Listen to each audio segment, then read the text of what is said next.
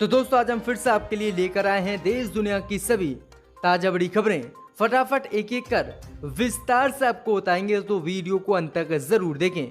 दोस्तों वीडियो बनाने में हमें काफी मेहनत लगी है, तो वीडियो को लाइक जरूर कर दें। जी हाँ दोस्तों, पहली बड़ी खबर में आपको बताएंगे जो बिग ब्रेकिंग न्यूज सामने निकल कर आ रही है कि बिहार विधानसभा चुनाव को लेकर असदुद्दीन ओवैसी ने कर दिया बड़ा ऐलान। कहा 50 सीटों पर अकेले चुनाव लड़ेगी एआईएमआईएम पार्टी, बीजेपी की बड़ी मुश्किलें। इस बीच अगली बड़ी खबर में आपको बताएंगे कि हुआ है बड़ा खुलासा। चीन से झड़प में भारतीय सेना का एक जवान शहीद, एक जख्मी, लेकिन गोदी मीडिया ने नहीं चलाई ये खबर। इस बीच अगली बड़ी खबर में आपको बताएंगे कि अयोध्या में राम मंदिर निर्माण के लिए नक्शा हुआ पास। 67 एकड़ भूमि में बनेगा राम मंदिर। इस बीच अगली बड़ी खबर में आपको बताएंगे जो बिग ब्रेकिंग न्यूज सामने निकल कर आ रही है कि राहुल गांधी के चुंगल में बुरी फंसी बीजेपी। राहुल गांधी ने 6 मुद्दों को लेकर केंद्र की मोदी सरकार पर बोला हमला। कहा मोदी मेड ने कर दिया देश को बर्बाद और चीन कर रहा है हमारे क्षेत्र पर कब्जा, लेकिन मोदी सरकार है इसे रोकने में विफल। इस बीच अगली बड़ी खबर में आपको बताएंगे कि मस्जिद में नमाज पढ़ने जा रहे एआईएमएम के सांसद इम्तियाज जलील को औरंगाबाद पुलिस ने किया अरेस्ट। कहा आप तोड़ रहे हो कोविड-19 के नियम, क्योंकि पूरे प्रदेश में नहीं है धार्मिक स्थल खोलने की सरकार की तरफ से इजाजत। इस बीच अगली बड़ी खबर में आपको बताएंगे कि चीन के साथ तनाव के बीच टिकटॉक के बाद मोदी सरकार ने पबजी समेत 118 चीनी मोबाइल ऐप पर एक बार फिर से लगाया प्रतिबंध। इस बीच अगली बड़ी खबर में आपको बताएंगे जो बिग ब्रेकिंग न्यूज सामने निकल कर आ रही है कि सैटेलाइट इमेज ने पकड़ी पाकिस्तान की बहुत बड़ी साजिश। बॉर्डर के पास मिला हथियारों का जखीरा। चीन के साथ मिलकर कश्मीर में पाकिस्तान करने वाला था कोई बड़ा काम, मोदी को तगड़ा झटका। इसी बीच अगली बड़ी खबर में आपको बताएंगे कि देश की जनता और कांग्रेस पार्टी के आगे झुकी केंद्र की मोदी सरकार। पीएम केयर फंड की दी जानकारी, बताया 5 दिन में आए थे 3076 करोड़ रुपये। वहीं सभी खबरों को विस्तार से आपको एक एक कर बताएंगे, तो वीडियो को अंत तक जरूर देखें। इसी बीच बट दोस्तों पहली बड़ी खबर की ओर जो बिग ब्रेकिंग न्यूज सामने निकल कर आ रही है कि बिहार विधानसभा चुनाव को लेकर ओवैसी ने किया बड़ा ऐलान। ओवैसी बोले 50 सीटों पर बिहार में लड़ेगी एआईएमआईएम अकेले चुनाव, वहीं मोदी की बड़ी मुश्किलें। जो दोस्तों आपको बता दें ये बड़ी खबर सामने निकल कर आ रही है कि हाल ही में होने वाले बिहार विधानसभा चुनाव को लेकर असदुद्दीन ओवैसी की पार्टी एआईएमआईएम ने बड़ा ऐलान किया है। जहाँ दोस्तों आपको बता दें कि एआईएमआईएम पार्टी इस बार बिहार में 50 सीटों पर अपने कैंडिडेट उतारकर 50 सीटों पर बिहार में चुनाव लड़ेगी, लेकिन अभी कैंडिडेटों की नामों की घोषणा ओवैसी की पार्टी एआईएमआईएम ने नहीं की है। वहीं आपको बता दें कि 2015 में महज 6 सीटों पर एआईएमआईएम ने बिहार विधानसभा चुनाव लड़ा था, लेकिन अब की बार ये संख्या बढ़कर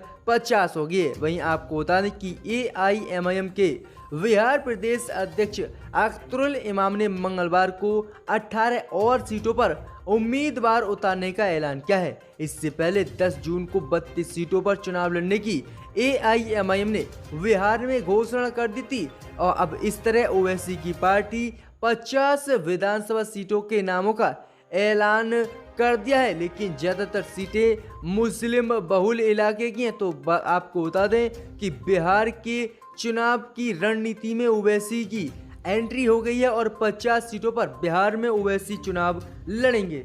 इसी बीच बट दोस्तों अगली बड़ी खबर की ओर जो बिग ब्रेकिंग न्यूज सामने निकल कर आ रही है कि मोदी सरकार की बड़ी मुश्किलें। चीन से झड़प में भारतीय सेना की एसएफएफ का एक जवान शहीद और एक जख्मी। जी दोस्तों आपको बता दें ये बड़ा खुलासा हुआ है कि चीन के साथ हाल ही में हुई झड़प में भारतीय सेना की एसएफएफ बटालियन का एक जवान शहीद और एक घायल हुआ है। आपको बता दें कि शनिवार को लद्दाख के दक्षिणी बंगाल के विवादित इलाके में चीन के साथ भारतीय सेना की फिर से झड़प हुई थी। हालांकि ये दावा विदेशी मीडिया ने किया है। रिपोर्ट के मुताबिक ये जवान मूल रूप से तिब्बत में स्पेशल फ्रंटियर फोर्स में तैनात था। हालांकि इस मामले में सेना ने आधिकारिक बयान नहीं दिया है। वहीं आपको बता दें कि 30 और 29 अगस्त की रात को चीन ने करीब 500 सैनिकों के साथ एक पहाड़ी पर कब्जे की कोशिश की थी, जिसके बाद भारत और चीन के सैनिकों के बीच फिर से झड़प हुई थी और इसमें भारत का एक जवान शहीद और एक अब जख्मी बताया जा रहा है। लेकिन मोदी सरकार और गोदी मीडिया बिल्कुल इस खबर को नहीं चला रही है, तो ये बड़ी खबर सामने निकल कर आ रही है। इसी बीच बढ़ते दोस्तों अगली खबर की ओर, तो अयोध्या में राम मंदिर निर्माण के लिए नक्शा हुआ पास। 67 एकड़ भूमि में होगा मंदिर का निर्माण। जहाँ दोस्तों आपको बता दें कि अयोध्या विकास प्राधिकरण ने राम मंदिर निर्माण के लिए नक्शे को बुधवार को हुई बैठक में सर्वसम्मति से पास कर दिया है। इस संबंध में बोर्ड की बैठक प्राधिकरण सभा कक्ष कमिश्नर AP अग्रवाल की अध्यक्षता में की गई है, जिसमें श्री राम मंदिर निर्माण के मानचित्र को प्राधिकरण बोर्ड से मंजूरी मिल गई है। अब आपको बता दें कि जल्दी राम मंदिर का निर्माण शुरू हो जाएगा, यानी अब अयोध्या में राम मंदिर निर्माण के नक्शा पास हो गया है। इसी बीच बढ़ते दोस्तों अगली बड़ी खबर की ओर, तो राहुल गांधी के चक्कर में बुरी फंसी बीजेपी। राहुल गांधी ने 6 मुद्दों को लेकर बीजेपी पर बोला जोरदार हमला।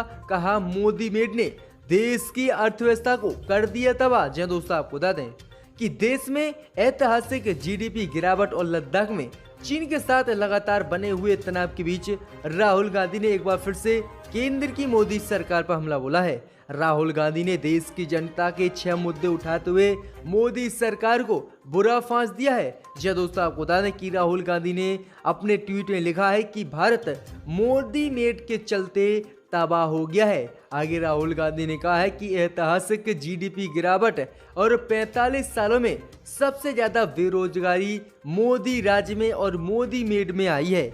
राहुल गांधी ने कहा है कि मोदी राज्य में 12 करोड़ युवाओं की नौकरियां भी खत्म हो गई हैं और केंद्र की मोदी सरकार राज्यों की GST मुआवजा भी नहीं दे रहा है। आगे राहुल गांधी ने कहा है कि दुनिया में सबसे ज्यादा नए कोरोना केस और मौतें भी भारत में ही हो रहे हैं और हमारी सीमाओं पर चीन लगातार घुसपैठ कर रहा है, लेकिन मोदी सरकार हाथ पे हाथ धरे बैठे हुई है। तो राहुल गांधी ने ये जबरदस्त हमला केंद्र की मोदी सरकार पर बोला है और कहा है कि मोदी मेड ने किस तरह से देश को कर दिया तबाह। इसी बीच बढ़ते दोस्तों अगली बड़ी खबर की ओर, जो बिग ब्रेकिंग न्यूज सामने निकल कर आ रही है कि नमाज पढ़ने जा रहे AIMIM के सांसद इम्तियाज जलील को पुलिस ने लिया हिरासत में। जी दोस्तों आपको बता दें ये बड़ी खबर सामने निकल कर आ रही है कि महाराष्ट्र के औरंगाबाद से AIMIM के सांसद इम्तियाज जलील को पुलिस ने बुधवार को हिरासत में ले लिया है।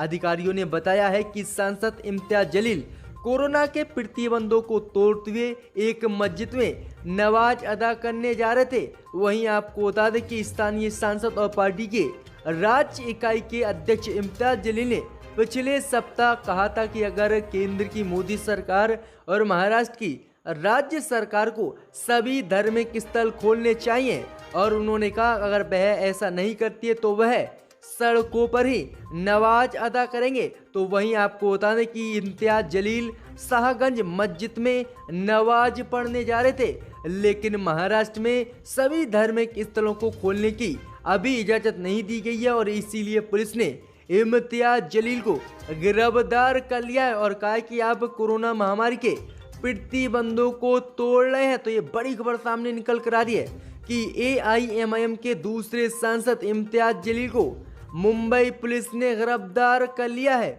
इसी बीच बढ़ते दोस्तों अगली बड़ी खबर क्यों, तो चीन से चल रहे तनाव के बीच टिकटॉक के बाद अब केंद्र की मोदी सरकार ने PUBG समेत 118 चीनी मोबाइल ऐप पर लगाया प्रतिबंध। जी दोस्तों आपको बता दें ये बड़ी खबर सामने निकल कर आ रही है कि भारत और चीन के बीच LAC पर लगातार तनाव बना हुआ है और इसी तनाव को देखते हुए केंद्र की मोदी सरकार ने PUBG सहित 118 और चीनी मोबाइल्स ऐप पर प्रतिबंध भारत में लगा दिया है। इससे पहले आपको बता दें कि जब गलवान घाटी में हिंसा हुई थी और भारत के 20 जवान शहीद हुए थे, तब भी केंद्र की मोदी सरकार ने 50 चाइनीज मोबाइल ऐप को बैन किया था, जिसमें से टिकटॉक भी था। लेकिन अब दूसरी बार जब भारत और चीन के सैनिकों के बीच झड़प हुई है, तब मोदी सरकार ने 118 चाइनीज मोबाइल से एप्लीकेशन पर बैन लगा दिया है। तो इसी बीच पर तो दोस्तों अगली बड़ी खबर की ओर, तो मोदी सरकार की बड़ी मुश्किलें, सैटेलाइट में पकड़ी गई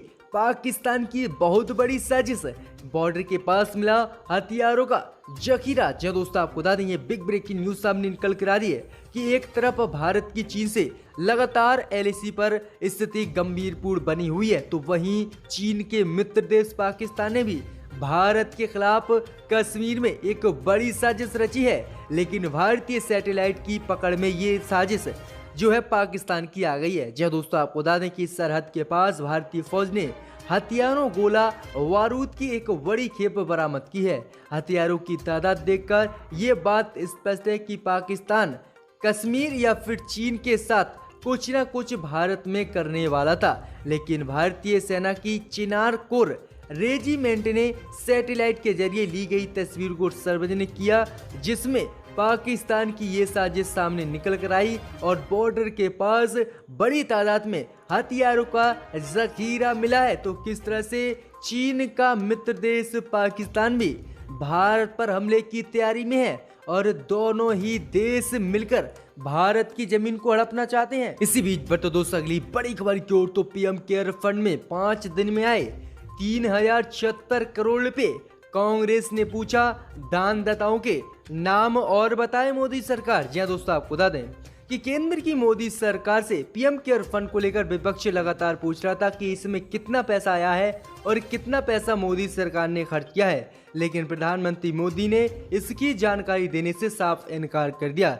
लेकिन अब चीन से तनाव और प्रधानमंत्री मोदी के मन की बात की वीडियो पर डिसलाइक के बाद मोदी सरकार को लगने लगा कि देश की जनता जो चाहती है वो अब हमें करना होगा और हमें अपनी तानाशाही भूलनी होगी। अब इसी को लेकर पीएम केयर फंड की मोदी सरकार ने आज एक रिपोर्ट जारी की है और पीएम केयर फंड में बताया है कि शुरुआत के 5 दिनों में 3076 करोड़ रुपए पीएम केयर फंड को दान मिला है। ये दान देश और विदेश दोनों जगहों से आया है। ये डोनेशन 27 से 31 मार्च के बीच आया है। मैं आपको बता दें कि अब इसी को लेकर कांग्रेस और कांग्रेस सांसदों ने बड़ा बयान देते हुए कहा कि सरकार ने ये रिपोर्ट तो जारी कर दी, लेकिन सरकार दानकर्ताओं के नाम क्यों देश की जनता को नहीं बता रहे हैं। आखिरकार उन्हें क्या डर है? क्या उन्होंने भी चीन से दान लिया है या फिर पाकिस्तान से, जो पीएम केयर फंड में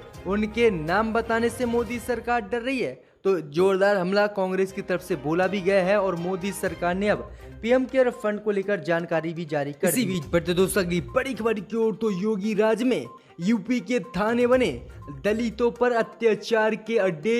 आप सांसद संजय सिंह, जी दोस्तों आपको बता दें कि आम आदमी पार्टी के सांसद संजय सिंह ने मंगलवार को योगी सरकार पर निशाना साधते हुए यूपी के जंगल राज का जिक्र करते हुए रायबरेली के लालगंज में एक दलित युवक की पुलिस हिरासत में पीट कर हत्या कर दी गई है। जब आम आदमी पार्टी की एसटी और एससी विंग इस पर आवाज उठाई और प्रदर्शन किया, तो हमारे नेताओं को जबरदस्त योगी सरकार की पुलिस ने पीटा है। वहीं उन्होंने कहा है कि यूपी में कानून नाम की कोई चीज नहीं बची है। उन्होंने कहा है कि यूपी के थाने सीएम योगी के राज में दलितों के अत्याचार के केंद्र बन गए हैं। आगरा में 3 लोगों की हत्या हो गई, हरदोई में भी 3 लोगों को ईंट से कुचल कर हत्या कर दी गई। लेकिन योगी सरकार को शर्म आनी चाहिए और योगी सरकार बेगुनाह लोगों को जेलों में बंद कर उन पर अत्याचार कर रहे। तो ये जोरदार हमला आम आदमी पार्टी के सांसद संजय सिंह ने योगी पर बोला है।